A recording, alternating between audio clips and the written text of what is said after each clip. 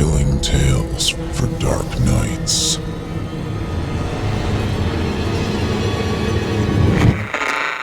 Want to make sure you never miss a Chilling Tales for Dark Nights video again? Be sure to subscribe and hit that bell to turn on notifications. The following program is a production of Chilling Entertainment and the creative team at Chilling Tales for Dark Nights, and a proud member of the Simply Scary Podcast Network. Visit simplyscarypodcast.com to learn more about this and our other weekly storytelling programs, and become a patron today to show your support and get instant access to our extensive archive of downloadable tales of terror. Thank you for listening, and enjoy the show.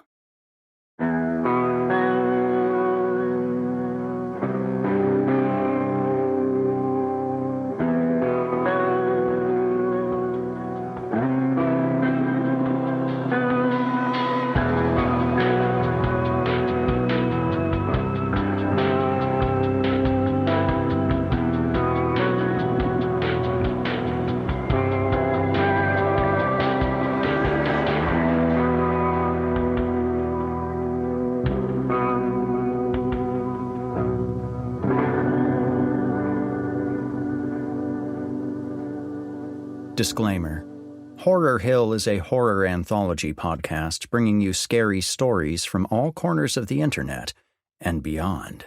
As such, certain stories include content that some listeners might find offensive. Listener discretion is advised.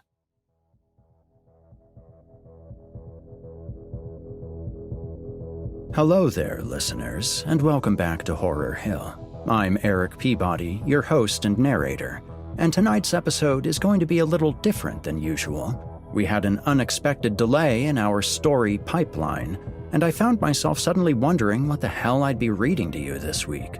Well, as luck would have it, I was recently paging through some classic weird fiction and figured it might be a good time for us to dive into the classics. So take your seats, class, get your pencils sharpened, and let's read some Robert W. Chambers. If any of you already recognize that name, then you're probably at least passingly familiar with Chambers' most famous creation, The King in Yellow, a collection of short stories from 1895. While the tone of these stories varies wildly, swinging from surreal horror to poetic romance, there is a common thread throughout: the manuscript of an eponymous play that drives people mad upon reading it. Elements from these stories, such as the play, the actual king himself, and the associated yellow sign, have been adopted into the Lovecraft Cthulhu Mythos as the years went on, and have also been mentioned in more recent media like True Detective.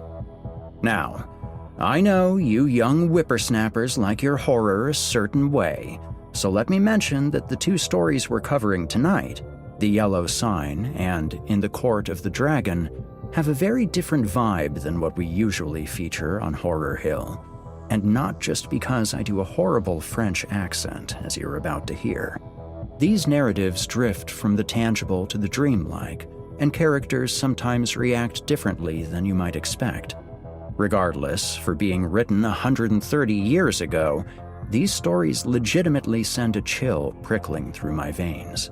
And for those of you that find them to be a little too dated and archaic for your modern sensibilities, rest assured that we'll be back to our usual fare next week. But for now, strange is the night where black stars rise, and strange moons circle through the skies. But stranger still is lost Carcosa. You're listening to the free edition of this program. If you'd like to help support Horror Hill and also remove these pesky ads, head to chillingtalesfordarknights.com and click Patrons in the upper menu to sign up today. You'll get instant access to hundreds of ad-free stories, so what are you waiting for? Also, if you're watching on YouTube, do us a favor and drop a like and subscribe. Become part of our dark circle, listeners. And now, from author Robert W. Chambers, I give you The Yellow Sign.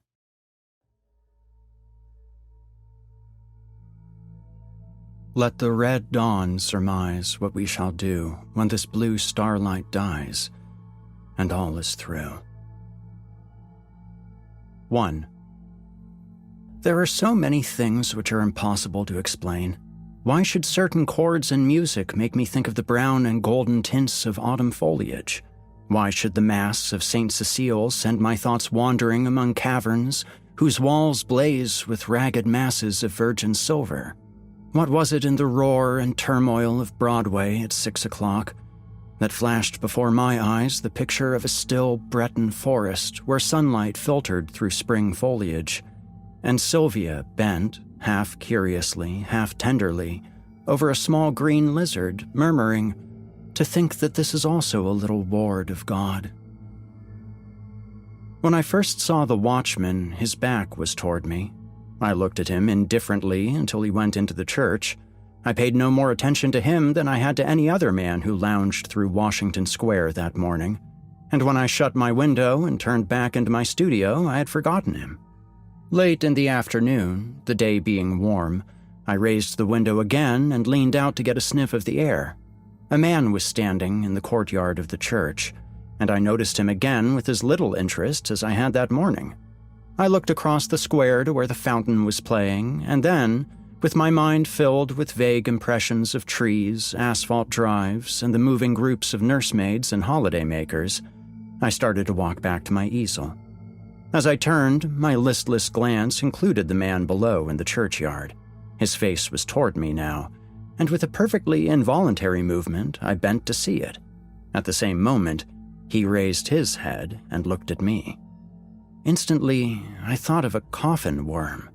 Whatever it was about the man that repelled me, I did not know, but the impression of a plump white grave worm was so intense and nauseating that I must have shown it in my expression, for he turned his puffy face away with a movement which made me think of a disturbed grub in a chestnut. I went back to my easel and motioned the model to resume her pose. After working a while, I was satisfied that I was spoiling what I had done as rapidly as possible, and I took up a palette knife and scraped the color out again. The flesh tones were sallow and unhealthy, and I did not understand how I could have painted such sickly color into a study which, before, had glowed with healthy tones. I looked at Tessie. She had not changed, and the clear flush of health dyed her neck and cheeks as I frowned. "Is it something I've done?" she said. "No, I've made a mess of this arm, and for the life of me, I can't see how I came to paint such mud as that into the canvas," I replied. "Don't I pose well?" she insisted. "Of course, perfectly." "Then it's not my fault." "No, it's my own." "I'm very sorry," she said. I told her she could rest while I applied rag and turpentine to the plague spot on my canvas, and she went off to smoke a cigarette and look over the illustrations in the Courrier Français. I did not know whether it was something in the turpentine or a defect in the canvas, but the more I scrubbed, the more that gangrene seemed to spread. I worked like a beaver to get it out, and yet the disease appeared to creep from limb to limb of the study before me. Alarmed, I strove to arrest it, but now the color on the breast changed, and the whole figure seemed to absorb the infection as a sponge soaks up water. Vigorously, I plied palette knife, turpentine, and scraper, thinking all the time what a seance I should hold with Duval, who had sold me the canvas. But soon I noticed that it was not the canvas which was defective, nor yet the colors of Edward. It must be the turpentine, I thought angrily, or else my eyes have become so blurred and confused by the afternoon light that I can't see straight. I called Tessie, the model. She came and leaned over my chair, blowing rings of smoke into the air. "What have you been doing to it?" she exclaimed. "Nothing," I growled. "It must be this turpentine." "What a horrible color it is now," she continued. "Do you think my flesh resembles green cheese?" "No, I don't," I said angrily. "Did you ever know me to paint like that before?" "No, indeed." "Well then." "It must be the turpentine, or something," she admitted. She slipped on a Japanese robe and walked to the window. I scraped and rubbed until I was tired, and finally picked up my brushes and hurled them through the canvas with a forcible expression, the tone alone of which reached Tessie's ears. Nevertheless, she promptly began, "That's it. Swear and act silly and ruin your brushes. You've been 3 weeks on that study, and now look. What's the good of ripping the canvas? What creatures artists are." I felt about as much ashamed as I usually did after such an outbreak, and I turned the ruined canvas to the wall. Tessie helped me clean my brushes and then danced away to dress. From the screen, she regaled me with bits of advice concerning whole or partial loss of temper, until, thinking perhaps I'd been tormented sufficiently, she came out to implore me to button her waist where she could not reach it on the shoulder. "Everything went wrong from the time you came back from the window and talked about that horrid-looking man you saw in the churchyard," she announced. "Yes, he probably bewitched the picture," I said, yawning. I looked at my watch. "It's after 6, I know," said Tessie, adjusting her hat before the mirror. "Yes," I replied. "I didn't mean to keep you so long." I leaned out the window, but recoiled with disgust, for the young man with the pasty face stood below in the churchyard. Tessie saw my gesture of disapproval and leaned from the window. "Is that the man you don't like?" she whispered. I nodded. "I can't see his face, but he does look fat and soft. Some way or other," she continued, looking at me. "He reminds me of a dream. An awful dream I once had. Or," she mused, looking down at her shapely shoes, "was it a dream after all?" "How should I know?" I smiled. Tessie smiled in reply. "You were in it," she said, "so perhaps you might know something about it." Tessie, I protested. "Don't you dare flatter by saying you dream about me." "But I did," she insisted. "Shall I tell you about it?" "Go ahead," I replied, lighting a cigarette. Tessie leaned back on the open windowsill and began very seriously. "One night last winter, I was lying in bed thinking about nothing at all in particular. I'd been posing for you, and I was tired out, yet it seemed impossible for me to sleep. I heard the bells in the city ring 10, 11, and midnight. I must have fallen asleep about midnight because I don't remember hearing the bells after that. It seemed to me that I had scarcely closed my eyes when I dreamed that something impelled me to go to the window. I rose and, raising the sash, leaned out. 25th Street was deserted as far as I could see. I began to be afraid. Everything outside seemed so black and uncomfortable. Then the sound of wheels in the distance came to my ears, and it seemed to me as though that was what I must wait for. Very slowly, the wheels approached, and finally, I could make out a vehicle moving along the street. It came nearer and nearer, and when it passed beneath my window, I saw it was a hearse. Then, as I trembled with fear, the driver turned and looked straight at me. When I awoke, I was standing by the open window, shivering with cold, but the black-plumed hearse and the driver were gone. I dreamed this dream again in March last, and again awoke beside the open window. Last night, the dream came again. You remember how it was raining? When I awoke, standing at the open window, my night dress was soaked. "But where did I come into the dream?" I asked. You were in the coffin, but you were not dead." "In the coffin?" "Yes." "How did you know? Could you see me?" "No, I only knew you were there." "Had you been eating Welsh rabbits or lobster salad?" I began, laughing, but the girl interrupted me with a frightened cry. "Hello, what's up?" I said, as she shrank into the embrasure by the window. The man below in the churchyard. He drove the hearse." "Nonsense," I said, but Tessie's eyes were wide with terror. I went to the window and looked out. The man was gone. "Come, Tessie," I urged. "Don't be foolish. You've posed too long. You're nervous." "Do you think I could forget that face?" she murmured. 3 times I saw that hearse pass below my window, and every time the driver turned and looked up at me. Oh, his face was so white and soft.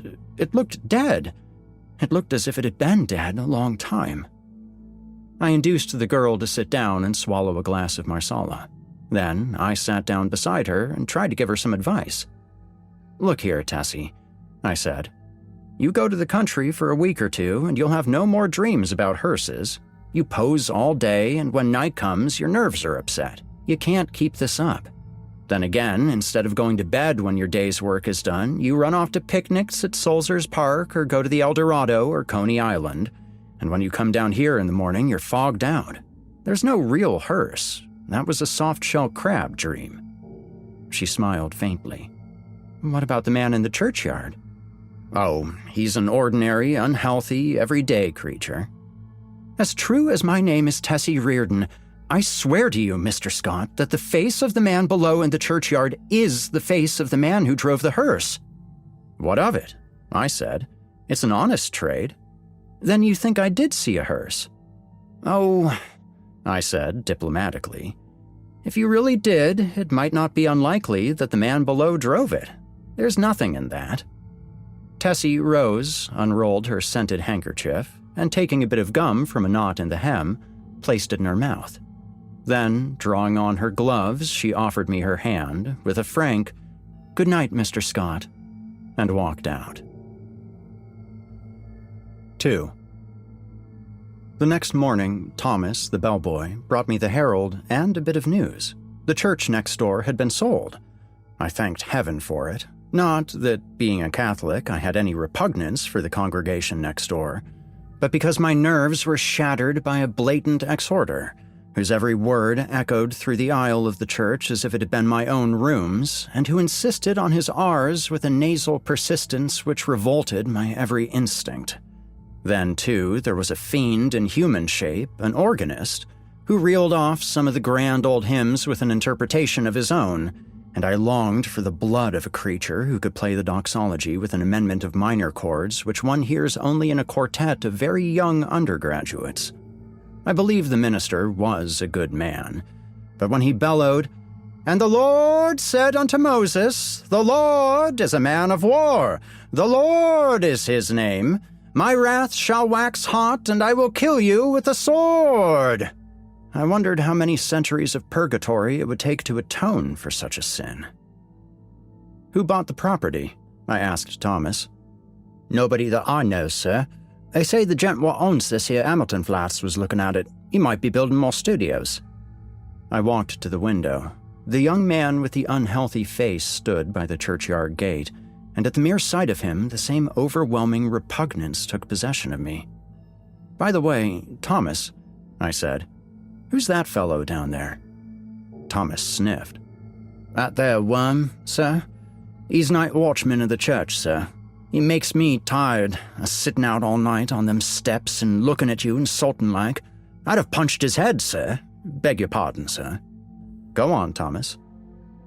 "One night, coming home with Harry, the other English boy, I sees him a-sitting there on them steps. We had Molly and Jen with us, sir, the two girls from the tray service, and he looked so insulting at us that I up and says, 'What are you looking at, you fat slug?' Beg pardon, sir, but that's how I says, sir. Then he don't say nothing, and I says, 'Come out and I'll punch that puddin' head.' Then I opens the gate and goes in, but he don't say nothing, only looks insulting-like. Then I hits him one. But, his head was that cold and mushy it would sicken you to touch him." "What did he do then?" I asked, curiously. "Him? Nothing. And you, Thomas?" The young fellow flushed in embarrassment and smiled uneasily. "Mr. Scott, sir, I ain't no coward, and I can't make it out at all why I run. I was with the 5th Lancers, sir, bugler at Tel el-Kebir, and was shot by the Wells." "You don't mean to say you ran away?" "Yes, sir. I run." "Why?" "That's just what I want to know, sir. I grabbed Molly and run, and the rest of us just as frightened as I." "What were they frightened at?" Thomas refused to answer for a while, but now my curiosity was aroused about the repulsive young man below, and I pressed on. 3 years' sojourn in America had not only modified Thomas's Cockney dialect, but had given him the American's fear of ridicule. "You won't believe me, Mr. Scott, sir?" "Yes, I will." "You'll laugh at me, sir? Nonsense. He hesitated. Well, sir, it's God's truth that when I hit him, he grabbed me wrist, sir, and when I twisted his soft, mushy fist, one of his fingers come off in me hand. The utter loathing and horror on Thomas's face must have been reflected in my own, for he added, It's awful, and now when I see him, I just go away. He makes me ill. When Thomas had gone, I went to the window. The man stood beside the church railing with both hands on the gate, but I hastily retreated to my easel again, sickened and horrified, for I saw that the middle finger of his right hand was missing. At 9 o'clock, Tessie appeared and vanished behind the screen with a merry, "Good morning, Mr. Scott." When she had reappeared and taken her pose upon the model stand, I started a new canvas, much to her delight. She remained silent as long as I was on the drawing, but as soon as the scrape of the charcoal ceased and I took up my fixative, she began to chatter. "Oh, I had such a lovely time last night. We went to Tony Pastor's." "Who were we?" I demanded. "Oh, Maggie, you know, Mr. White's model, and Pinky McCormick. We call her Pinky because she's got that beautiful red hair you artists like so much, and Lizzie Burke." I sent a shower of fixative over the canvas and said, "Well, go on." "We saw Kelly and Baby Barnes, the skirt dancer, and all the rest. I made a mash." "Then you've gone back on me, Tessie." She laughed and shook her head. "He's Lizzie Burke's brother, Ed. He's a perfect gentleman." I felt constrained to give her some parental advice concerning mashing, which she took with a bright smile. "Oh, I can take care of a strange mash," she said, examining her chewing gum. "But Ed is different. Lizzie's my best friend." Then she related how Ed had come back from the stocking mill in Lowell, Massachusetts, to find her and Lizzie grown up, and what an accomplished young man he was, and how he thought nothing of squandering $50 for ice cream and oysters to celebrate his entry as clerk into the woolen department of Macy's. Before she finished, I began to paint, and she resumed the pose, smiling and chattering like a sparrow. By noon, I had the study fairly well rubbed in, and Tessie came to look at it. "That's better," she said. I thought so too, and ate my lunch with a satisfied feeling that all was going well. Tessie spread her lunch on a drawing table opposite me, and we drank our claret from the same bottle and lighted our cigarettes from the same match. I was very much attached to Tessie. I had watched her shoot up into a slender but exquisitely formed woman from a frail, awkward child. She had posed for me during the last 3 years, and among all my models, she was my favorite. It would have troubled me very much indeed had she become tough or fly, as the phrase goes, but I had never noticed any deterioration of her manner and felt at heart that she was all right. She and I never discussed morals at all, and I had no intention of doing so, partly because I had none myself, and partly because I knew she would do what she liked in spite of me. Still, I did hope she would steer clear of complications, because I wished her well, and then also I had a selfish desire to retain the best model I had. I knew that mashing, as she termed it, had no significance with girls like Tessie, and that such things in America did not resemble in the least the same things in Paris. Yet, having lived with my eyes open, I also knew that somebody would take Tessie away someday in one manner or another, and though I professed to myself that marriage was nonsense, I sincerely hoped that in this case there would be a priest at the end of the vista. I am a Catholic. When I listen to High Mass, when I sign myself, I feel that everything, including myself, is more cheerful, and when I confess, it does me good. A man who lives as much alone as I do must confess to somebody. Then, again, Sylvia was Catholic, and it was reason enough for me. But I was speaking of Tessie, which is very different. Tessie also was Catholic, and much more devout than I. So, taking it all in all, I had little fear for my pretty model until she should fall in love. But then I knew that fate alone would decide her future for her, and I prayed inwardly that fate would keep her away from men like me and throw into her path nothing but Ed Burke's and Jimmy McCormick's, bless her sweet face. Tessie sat blowing smoke up to the ceiling and tinkling the ice in her tumbler. "Did you know, kid, that I also had a dream last night?" I observed. I sometimes called her the kid. "Not about that man," she laughed. "Exactly. A dream similar to yours, only much worse." It was foolish and thoughtless of me to say this, but you know how little tact the average painter has. "I must have fallen asleep about 10 o'clock, I continued, and after a while I dreamt that I awoke. So plainly did I hear the midnight bells, the wind in the tree branches, and the whistle of steamers from the bay that even now I can scarcely believe that I was not awake.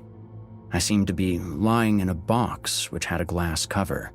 Dimly, I saw the street lamps as I passed, for I must tell you, Tessie, the box in which I reclined appeared to lie in a cushioned wagon which jolted me over a stony pavement.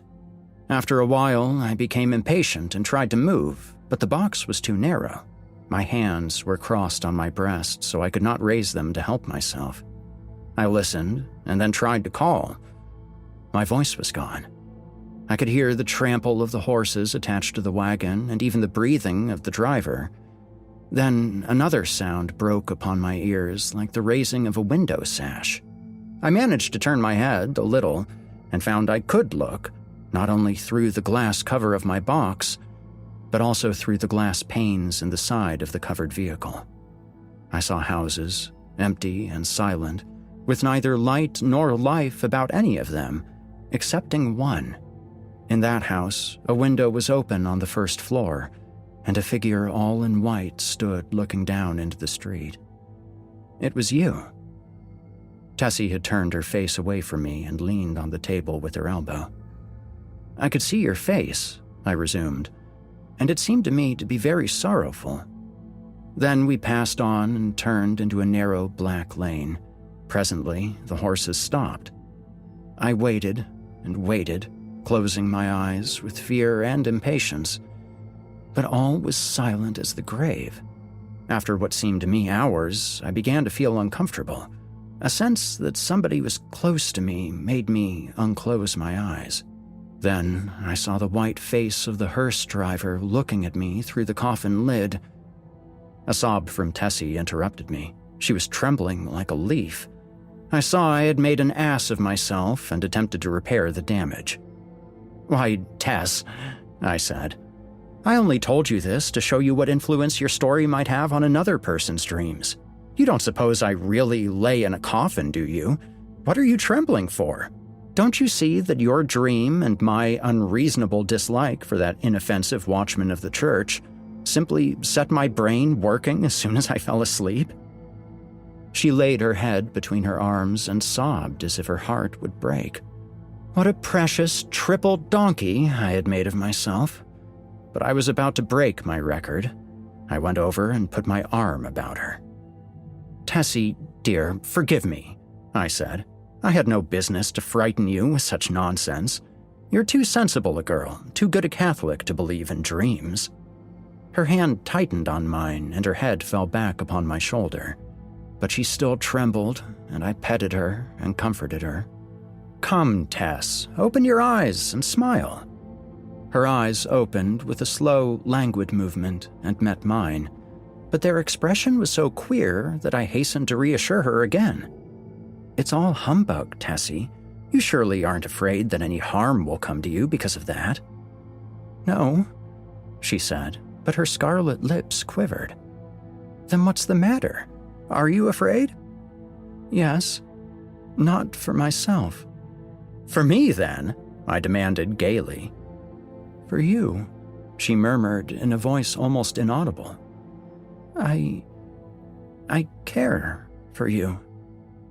At first, I started to laugh, but when I understood her, a shock passed through me, and I sat like one turned to stone. This was the crowning bit of idiocy I had committed. During the moment which elapsed between her reply and my answer, I thought of 1,000 responses to that innocent confession. I could pass it by with a laugh. I could misunderstand her and reassure her as to my health. I could simply point out that it was impossible she could love me. But my reply was quicker than my thoughts, and I might think and think now when it was too late. For I had kissed her on the mouth. That evening, I took my usual walk in Washington Park, pondering over the occurrences of the day. I was thoroughly committed. There was no back out now, and I stared the future straight in the face. I was not good, not even scrupulous, but I had no idea of deceiving either myself or Tessie. The one passion of my life lay buried in the sunlit forests of Brittany. Was it buried forever? Hope cried no. For 3 years I had been listening to the voice of hope, and for 3 years I had waited for a footstep on my threshold. Had Sylvia forgotten? No, cried hope. I said that I was not good. That is true, but still I was not exactly a comic opera villain. I had led an easygoing, reckless life, taking what invited me of pleasure, deploring and sometimes bitterly regretting the consequences. In one thing alone, except my painting, I was serious, and that was something which lay hidden, if not lost, in the Breton forests. It was now too late for me to regret what had occurred during the day. Whatever it had been, pity, a sudden tenderness for sorrow, or the more brutal instinct of gratified vanity, it was all the same now, and unless I wished to bruise an innocent heart, my path lay marked before me. The fire and strength, the depth of passion of a love which I had never even suspected, with all my imagined experience in the world, left me no alternative but to respond or send her away. Whether because I am so cowardly about giving pain to others, or whether it was that I have little of the gloomy Puritan in me, I do not know. But I shrank from disclaiming responsibility for that thoughtless kiss, and in fact had no time to do so before the gates of her heart opened and the flood poured forth. Others, who habitually do their duty and find a sullen satisfaction in making themselves and everybody else unhappy, might have withstood it. I did not. I dared not. After the storm had abated, I did tell her that she might better have loved Ed Burke and worn a plain gold ring, but she would not hear of it, and I thought perhaps that as long as she had decided to love somebody she could not marry, it had better be me.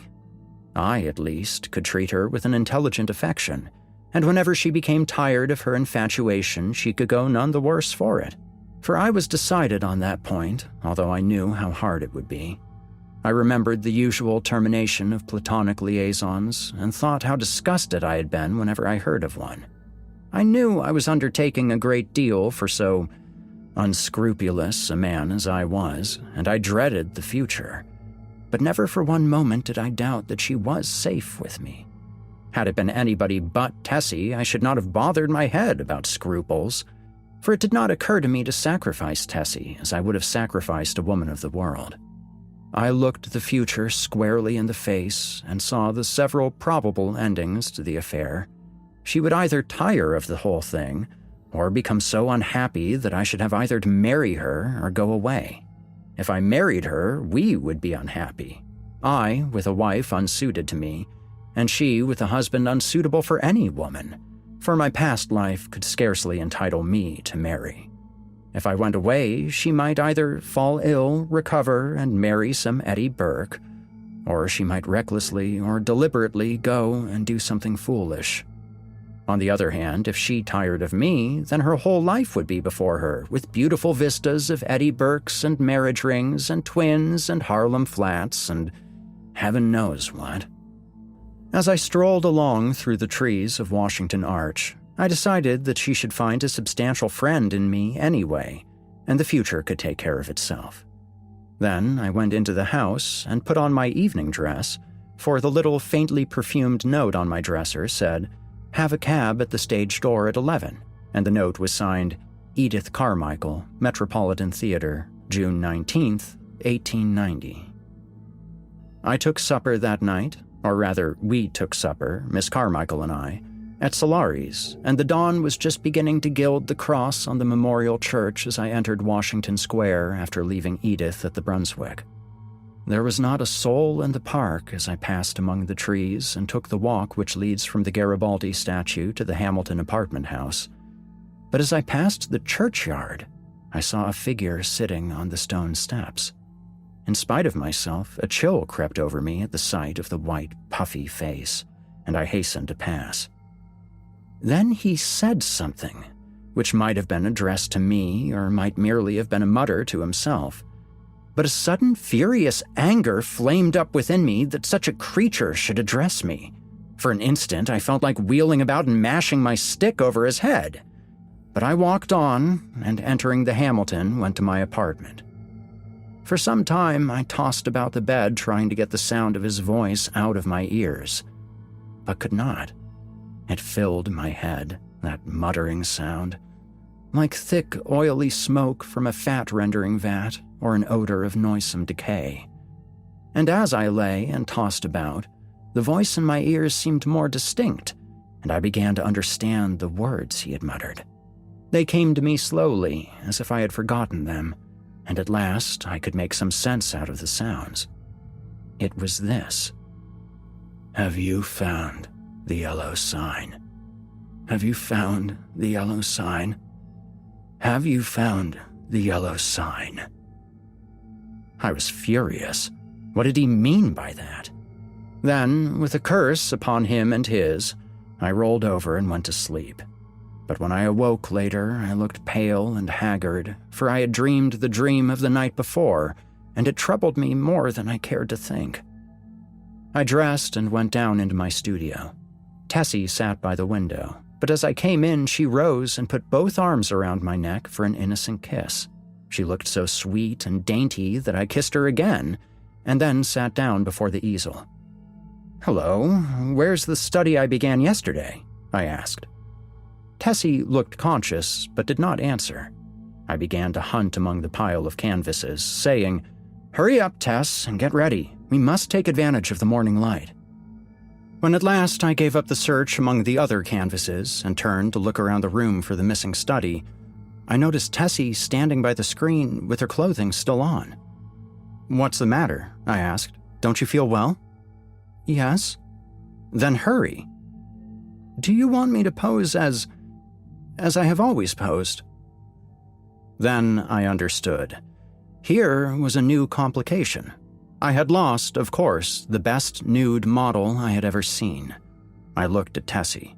Her face was scarlet. Alas, alas, we had eaten of the tree of knowledge, and Eden and native innocence were dreams of the past. I mean, for her. I suppose she noticed the disappointment on my face, for she said, "I will pose, if you wish. The study is behind the screen here, where I put it." "No," I said, "we'll begin something new." I went to my wardrobe and picked out a Moorish costume which fairly blazed with tinsel. It was a genuine costume, and Tessie retired to the screen with it enchanted. When she came forth again, I was astonished. Her long black hair was bound above her forehead with a circlet of turquoises, and the ends curled about her glittering girdle. Her feet were encased in the embroidered pointed slippers, and the skirt of her costume, curiously wrought with arabesques in silver, fell to her ankles. The deep metallic blue vest embroidered with silver, and the short Muresque jacket, spangled and sewn with turquoises, became her wonderfully. She came up to me and held up her face, smiling.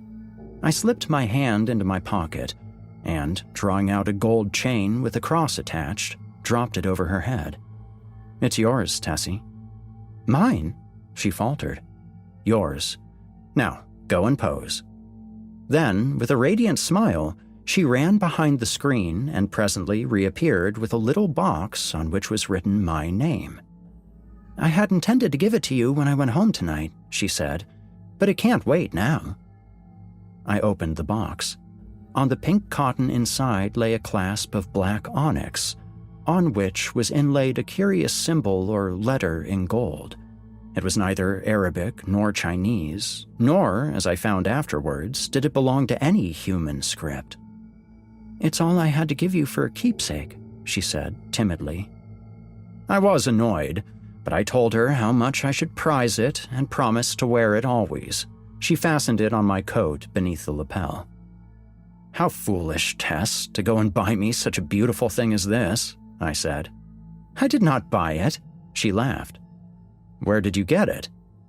Then she told me how she had found it one day while coming from the aquarium in the Battery, how she had advertised it and watched the papers, but at last gave up all hopes of finding the owner. "That was all last winter," she said, "the very day I had the first horrid dream about the hearse." I remembered my dream of the previous night, but said nothing, and presently my charcoal was flying over a new canvas, and Tessie stood motionless on the model stand. 3. The day following was a disastrous one for me. While moving a framed canvas from one easel to another, my foot slipped on the polished floor and I fell heavily on both wrists. They were so badly sprained that it was useless to attempt to hold a brush, and I was obliged to wander about the studio, glaring at unfinished drawings and sketches until despair seized me, and I sat down to smoke and twiddle my thumbs with rage. The rain blew against the windows and rattled on the roof of the church, driving me into a nervous fit with its interminable patter. Tessie sat sewing by the window, and every now and then raised her head and looked at me with such innocent compassion that I began to feel ashamed of my irritation, and looked about for something to occupy me. I had read all the papers and all the books in the library, but for the sake of something to do, I went to the bookcases and shoved them open with my elbow. I knew every volume by its color and examined them all, passing slowly around the library and whistling to keep up my spirits. I was turning to go into the dining room when my eye fell upon a book bound in yellow, standing in a corner of the top shelf of the last bookcase. I did not remember it, and from the floor could not decipher the pale lettering on the back, so I went to the smoking room and called Tessie. She came in from the studio and climbed to reach the book. "What is it?" I asked. "The King in Yellow." I was dumbfounded. Who had placed it there? How came it to my rooms? I had long ago decided that I should never open that book, and nothing on earth could have persuaded me to buy it. Fearful lest curiosity might tempt me to open it, I had never even looked at it in bookstores. If I ever had had any curiosity to read it, the awful tragedy of young Castaigne, whom I knew, prevented me from exploring its wicked pages. I had always refused to listen to any description of it, and indeed, nobody ever ventured to discuss the second part aloud, so I had absolutely no knowledge of what those leaves might reveal. I stared at the poisonous yellow binding as I would at a snake. "Don't touch it, Tessie," I said. "Come down." Of course, my admonition was enough to arouse her curiosity, and before I could prevent it, she took the book and, laughing, danced away into the studio with it. I called to her, but she slipped away with a tormenting smile at my helpless hands, and I followed her with some impatience. "Tessie," I cried, entering the library. "Listen, I'm serious. Put that book down. I do not wish you to open it." The library was empty. I went into both drawing rooms, then into the bedrooms, laundry, kitchen, and finally returned to the library and began a systematic search. She had hidden herself so well that it was half an hour later when I discovered her crouching, white and silent by the latticed window in the storeroom above. At the first glance, I saw she had been punished for her foolishness. The King in Yellow lay at her feet, but the book was open to the second part. I looked at Tessie and saw it was too late. She had opened The King in Yellow. Then I took her by the hand and led her into the studio. She seemed dazed, and when I told her to lie down on the sofa, she obeyed me without a word. After a while, she closed her eyes and her breathing became regular and deep, but I could not determine whether or not she slept. For a long while, I sat silently beside her, but she neither stirred nor spoke, and at last I rose, and entering the unused storeroom, took the yellow book in my least injured hand. It seemed heavy as lead, but I carried it into the studio again, and sitting down on the rug beside the sofa, opened it, and read it through from beginning to end. When, faint with the excess of my emotions, I dropped the volume and leaned wearily back against the sofa. Tessie opened her eyes and looked at me. We had been speaking for some time in a dull and monotonous strain before I realized that we were discussing the King in Yellow. Oh, the sin of writing such words. Words which are clear as crystal, limpid and musical as bubbling springs. Words which sparkle and glow like the poisoned diamonds of the Medicis. Oh, the wickedness, the hopeless damnation of a soul who could fascinate and paralyze human creatures with such words. Words understood by the ignorant and wise alike. Words which are more precious than jewels, more soothing than heavenly music, more awful than death itself. We talked on, unmindful of the gathering shadows, and she was begging me to throw away the clasp of black onyx quaintly inlaid with what we now knew to be the yellow sign. I never shall know why I refused, though even at this hour, here in my bedroom as I write this confession, I should be glad to know what it was that prevented me from tearing the yellow sign from my breast and casting it into the fire. I am sure I wished to do so, but Tessie pleaded with me in vain. Night fell and the hours dragged on, but still we murmured to each other of the king and the pallid mask, and midnight sounded from the misty spires in the fog-wrapped city. We spoke of Hastur and of Casilda, while outside the fog rolled against the blank window panes as the cloud waves roll and break on the shores of Hali. The house was very silent now, and not a sound from the misty streets broke the silence. Tessie lay among the cushions, her face a gray blot in the gloom, but her hands were clasped in mine, and I knew that she knew and read my thoughts as I read hers. For we had understood the mystery of the Hyades, and the phantom of truth was laid. Then, as we answered each other, swiftly, silently, thought on thought, the shadows stirred in the gloom about us, and far in the distant streets, we heard a sound. Nearer and nearer it came, the dull crunching of wheels. Nearer, nearer, and yet nearer. And now, outside the door, it ceased, and I dragged myself to the window and saw a black-plumed hearse.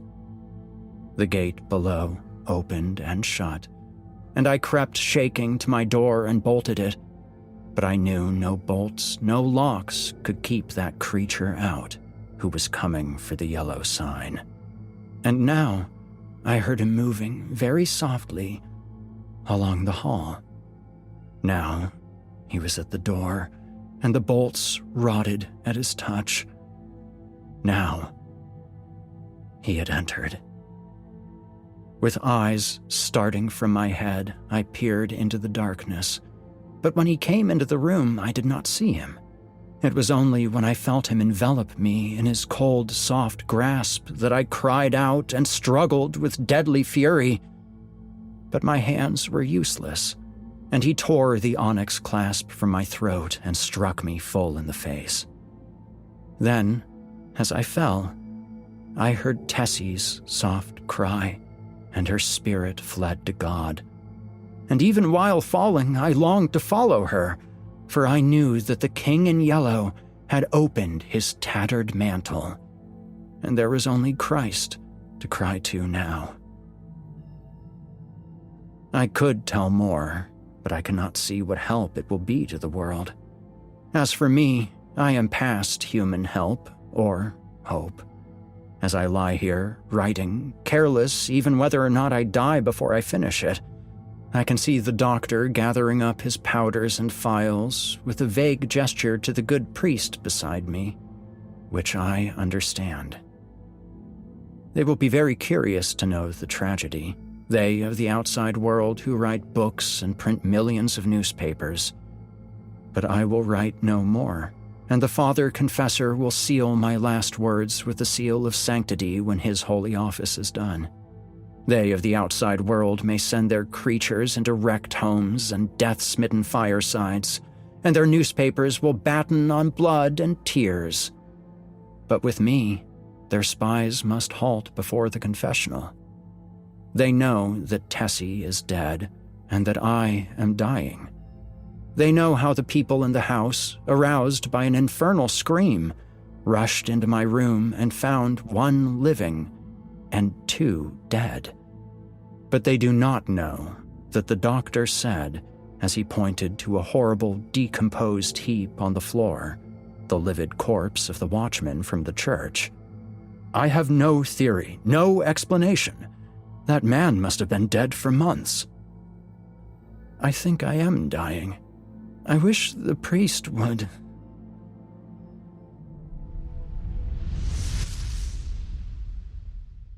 You've been listening to The Yellow Sign by Robert W. Chambers. Next up, grab a seat on the pew beside me as we crack into In the Court of the Dragon, also by Robert W. Chambers.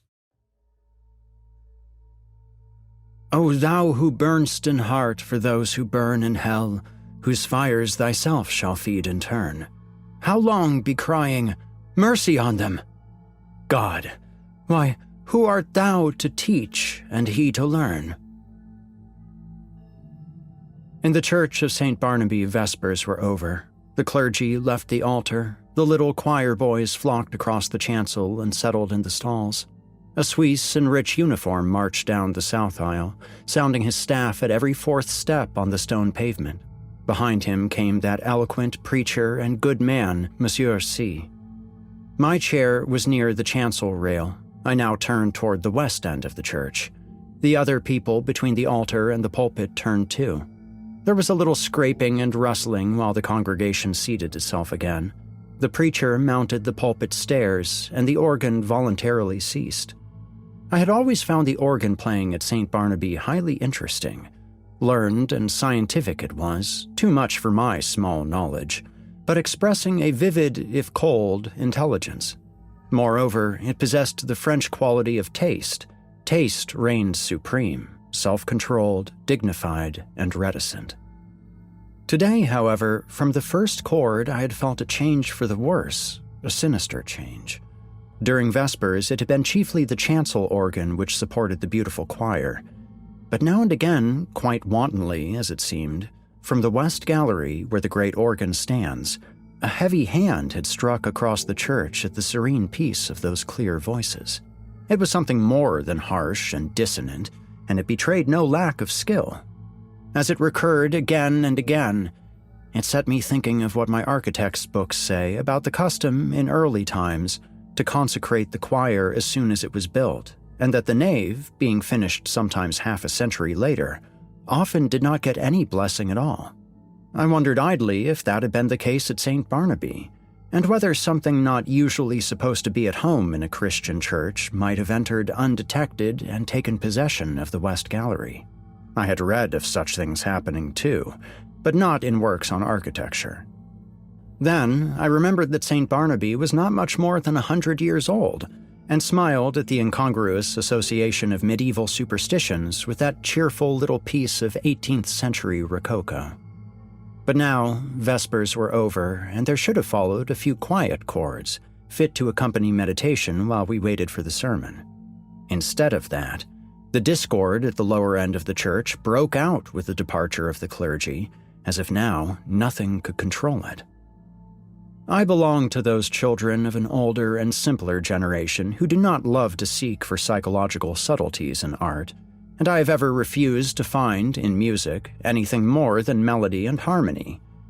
But I felt that in the labyrinth of sounds now issuing from that instrument, there was something being hunted. Up and down the pedals chased him, while the manuals blared approval. Poor devil. Whoever he was, there seemed small hope of escape. My nervous annoyance changed to anger. Who was doing this? How dare he play like that in the midst of divine service? I glanced at the people near me. Not one appeared to be in the least disturbed. The placid brows of the kneeling nuns, still turned towards the altar, lost none of their devout abstraction under the pale shadow of their white headdress. The fashionable lady beside me was looking expectantly at Monsieur C. For all her face betrayed, the organ might have been singing an Ave Maria. But now, at last, the preacher had made the sign of the cross and commanded silence. I turned to him gladly. Thus far, I had not found the rest I had counted on when I entered St. Barnaby that afternoon. I was worn out by 3 nights of physical suffering and mental trouble. The last had been the worst, and it was an exhausted body and a mind benumbed and yet acutely sensitive, which I had brought to my favorite church for healing.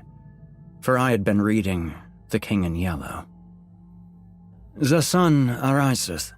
They gather themselves together and lay them down in their dens. Monsieur C. delivered his text in a calm voice, glancing quietly over the congregation. My eyes turned, I know not why, toward the lower end of the church. The organist was coming from behind his pipes, and passing along the gallery on his way out, I saw him disappear by a small door that led to some stairs which descend directly to the street. He was a slender man, and his face was as white as his coat was black. Good riddance, I thought. With your wicked music, I hope your assistant will play the closing voluntary. With a feeling of relief, with a deep, calm feeling of relief, I turned back to the mild face in the pulpit and settled myself to listen. Here, at last, was the ease of mind I longed for. "My children," said the preacher, "one truth the human soul finds hardest of all to learn, that it has nothing to fear. It can never be made to see that nothing can really harm it." Curious doctrine, I thought, for a Catholic priest. Let us see how he will reconcile that with the Fathers. "Nothing can really harm this all," he went on in his coolest, clearest tones. "Because—" But I never heard the rest. My eye left his face, I know not for what reason, and sought the lower end of the church. The same man was coming out from behind the organ and was passing along the gallery the same way. But there had been no time for him to return, and if he had returned, I must have seen him. I felt a faint chill, and my heart sank. And yet, his going and coming were no affair of mine. I looked at him. I could not look away from his black figure and his white face. When he was exactly opposite to me, he turned and sent across the church straight into my eyes a look of hate, intense and deadly. I've never seen any other like it. Would to God I might never see it again. Then he disappeared by the same door through which I had watched him depart less than 60 seconds before. I sat and tried to collect my thoughts. My first sensation was like that of a very young child badly hurt when it catches its breath before crying out.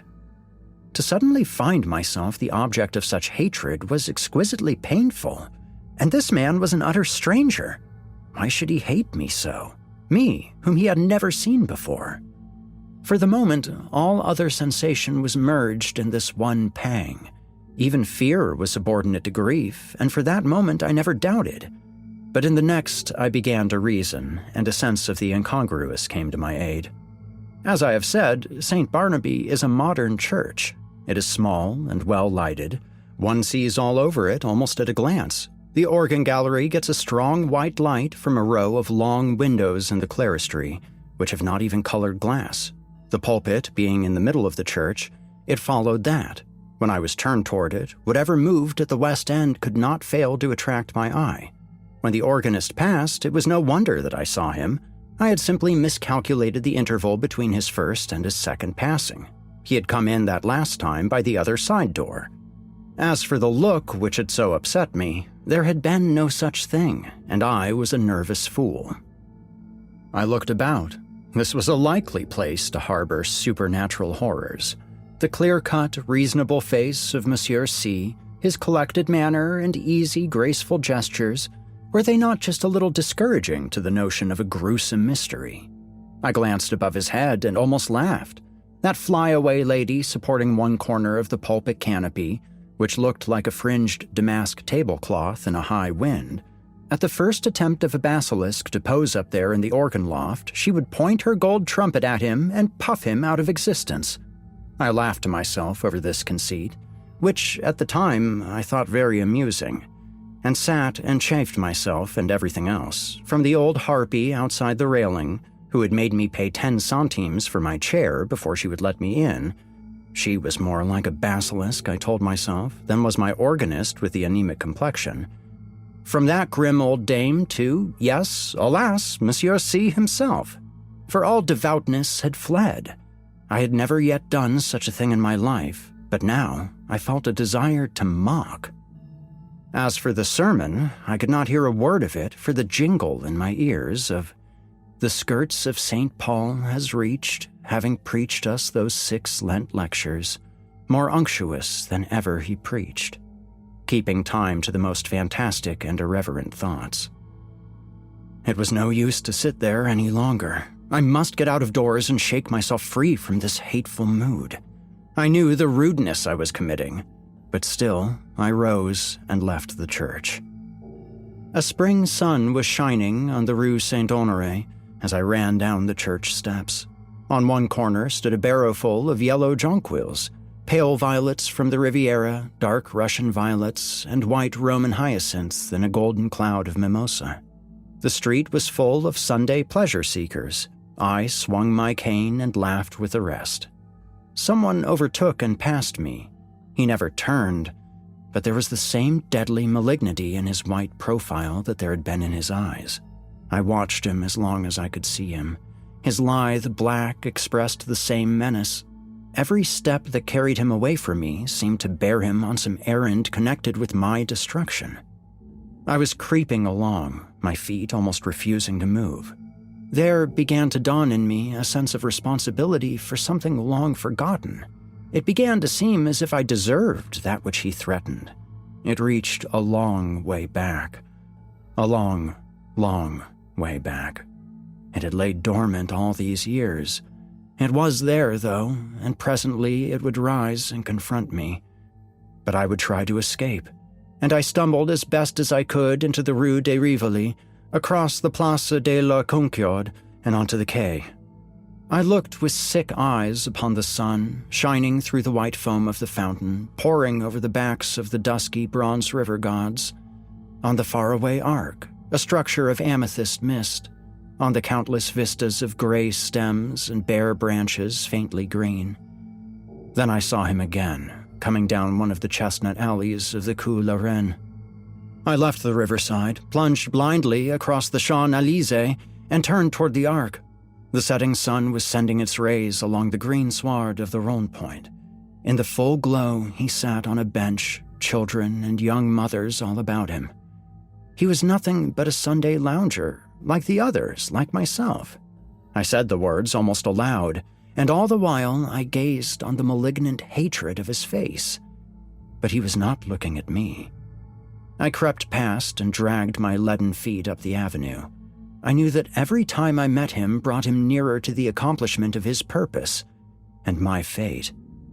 And still, I tried to save myself.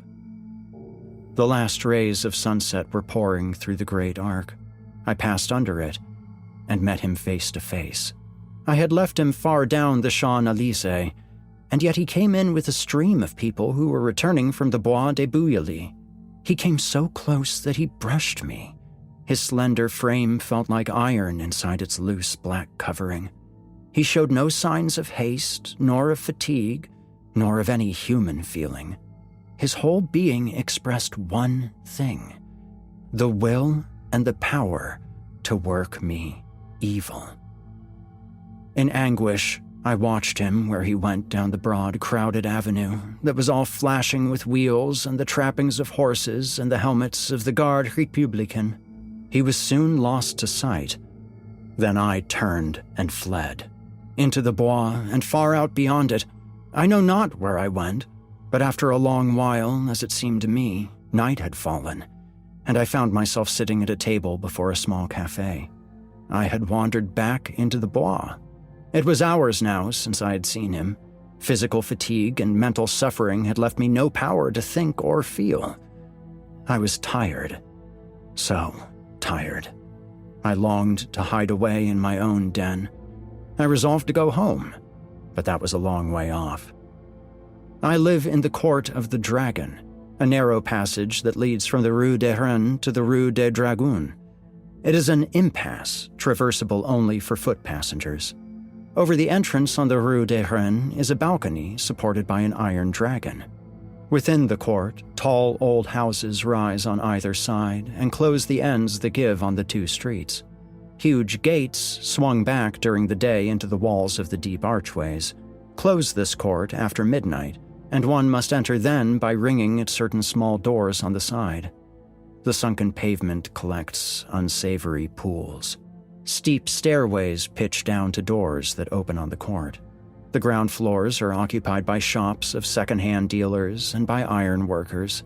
All day long, the place rings with the clink of hammers and the clang of metal bars. Unsavory as it is below, there is cheerfulness and comfort and hard, honest work above. 5 flights up are the ateliers of architects and painters, and the hiding places of middle-aged students like myself who want to live alone. When I first came here to live, I was young and not alone. I had to walk a while before any conveyance appeared, but at last, when I had almost reached the Arc de Triomphe again, an empty cab came along, and I took it. From the Arc to the Rue des Rennes is a drive of more than half an hour, especially when one is conveyed by a tired cab horse that has been at the mercy of Sunday fate-makers. There had been time before I passed under the dragon's wings to meet my enemy over and over again, but I never saw him once, and now refuge was close at hand. Before the wide gateway, a small mob of children were playing. Our concierge and his wife walked among them with their black poodle keeping order. Some couples were waltzing on the sidewalk. I returned their greetings and hurried in. All the inhabitants of the court had trooped out into the street. The place was quite deserted, lighted by a few lanterns hung high up in which the gas burned dimly. My apartment was at the top of a house, halfway down the court, reached by a staircase that descended almost into the street, with only a bit of passageway intervening. I set my foot on the threshold of the open door. The friendly old ruinous stairs rose before me, leading up to rest and shelter. Looking back over my right shoulder, I saw him 10 paces off. He must have entered the court with me. He was coming straight on, neither slowly nor swiftly, but straight on to me. And now he was looking at me. For the first time since our eyes encountered across the church, they met now again, and I knew that the time had come. Retreating backward down the court, I faced him. I meant to escape by the entrance on the Rue des Dragons. His eyes told me that I never should escape. It seemed ages while we were going, I retreating, he advancing, down the court in perfect silence. But at last, I felt the shadow of the archway, and the next step brought me within it. I had meant to turn here and spring through into the street, but the shadow was not that of an archway. It was that of a vault. The great doors on the Rue des Dragons were closed. I felt this by the blackness which surrounded me, and at the same instant I read it in his face. How his face gleamed in the darkness, drawing swiftly nearer. The deep vaults, the huge closed doors, their cold iron clamps were all on his side. The thing which he had threatened had arrived. It gathered and bore down on me from the fathomless shadows. The point from which it would strike was his infernal eyes. Hopeless, I set my back against the barred doors and defied him. There was a scraping of chairs on the stone floor and a rustling as the congregation rose. I could hear the Suisse's staff in the south aisle preceding Monsieur C to the sacristy. The kneeling nuns, roused from their devout abstraction, made their reverence and went away. The fashionable lady, my neighbor, rose also with graceful reserve. As she departed, her glance just flitted over my face in disapproval. Half dead, or so it seemed to me, yet intensely alive to every trifle, I sat among the leisurely moving crowd, then rose too and went toward the door.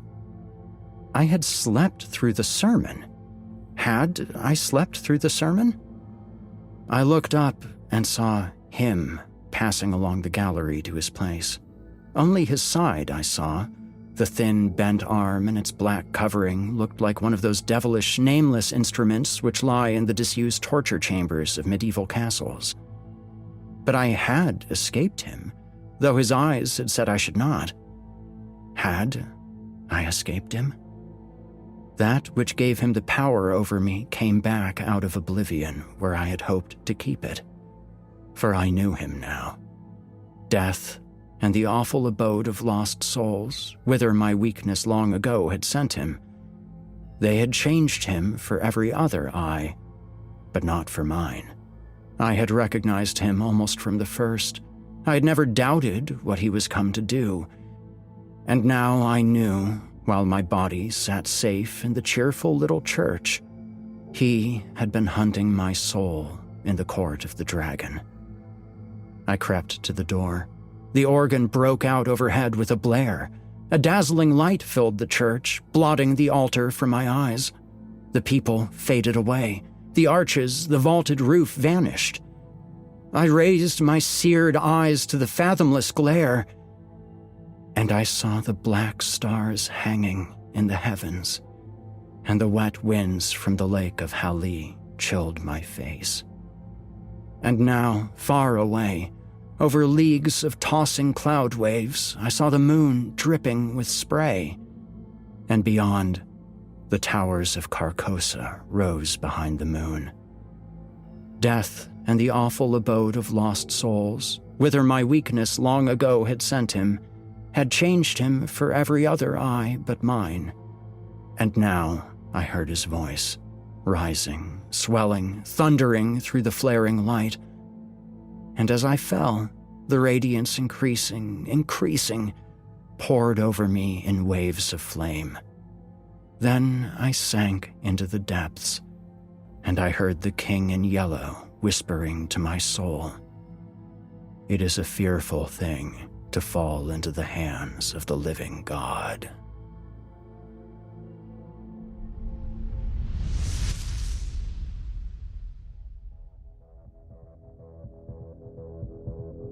That was In the Court of the Dragon by Robert W. Chambers.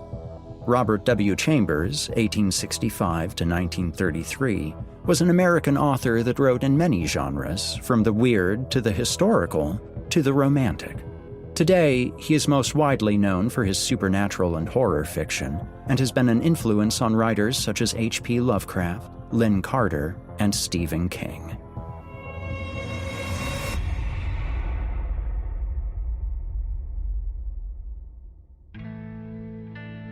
Well, class, I hope you enjoyed today's lesson on weird fiction in the late 19th century.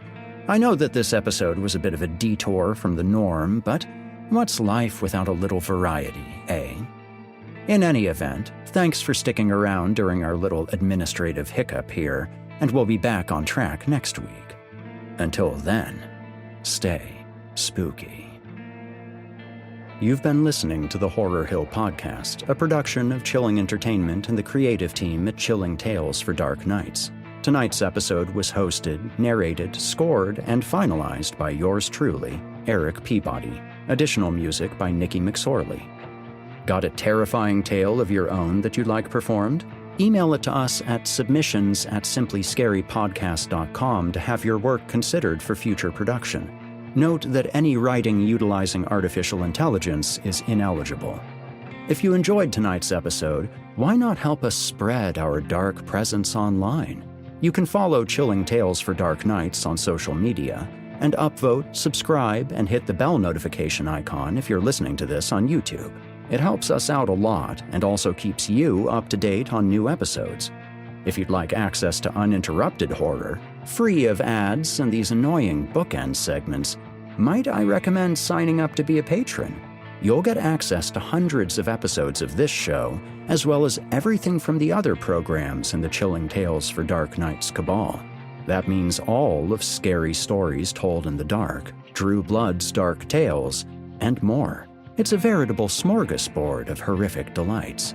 Head to chillingtalesfordarknights.com to get started. If you're looking for someone to narrate or handle audio production for your own personal project, I just so happen to know a guy. Email me at erikpeabodyvoice@gmail.com. That's ErikPeabodyvoice, and we can talk details. If darkness is what you're after, listener, your search is over. Yet, let it be known, you haven't found the darkness. The darkness has found you.